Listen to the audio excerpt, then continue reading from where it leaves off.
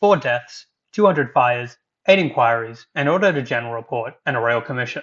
Not exactly the kind of results one looks for in a policy. Let's set the scene. It's Australia in 2008. The global financial crisis has just hit.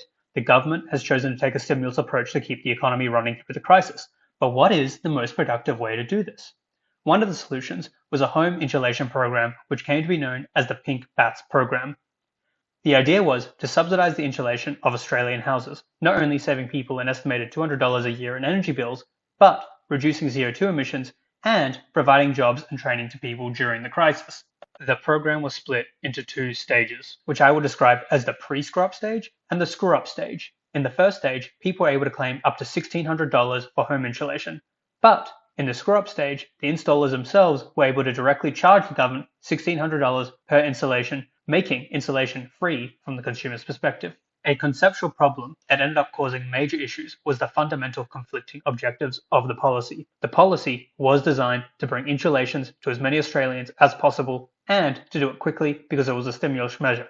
This created a massive problem whereby initially the government agreed to set up head contracts with specific regional contractors who would then be responsible for managing the installation across a given region. This would have been a staged regional rollout, allowing for testing before going nationwide. It would have also brought technical expertise as it would be done with large established insulation companies used to bigger projects and training people on the go. However, 2 months after the announcement and 3 months before the second stage, it became apparent that it would not be ready in time, and there was criticism that the program would favour large companies. The Department of Prime Minister and Cabinet, in response to these criticisms and to allow greater consumer choice, changed the second stage so, as stated above, people could choose from any registered provider and the provider would be paid directly.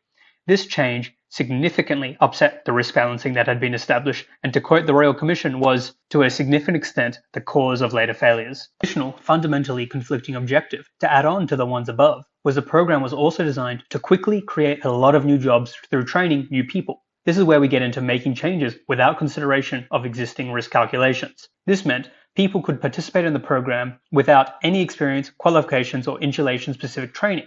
And while there were supervision requirements, now that the program was being run through every registered provider available, rather than just a few large companies, it was common practice for the supervisor to drop off and pick up the untrained person, without them actually being on site. The final problem, throwing kerosene onto this fire, was that there was no mechanism to limit demand. Now, originally, with a regional rollout going through a few companies, there would be a natural limit as to how many people could be serviced. So now we have a program that will pay any registered company directly to provide insulation. This is meant to be taken up as quickly as possible and is meant to have a bunch of untrained people helping out. It's quite frankly a wonder things didn't go more wrong. These were of course far from the only issues. The department responsible, for example, lacked the skills to deliver the program, this being their first high volume program, lacked the industry knowledge, and ignored stakeholder feedback. And something that was repeatedly noted is how bad the political and department cultures had to be for such major changes to be made without telling people, not to mention all the known risks that were ignored as part of the rush policy process.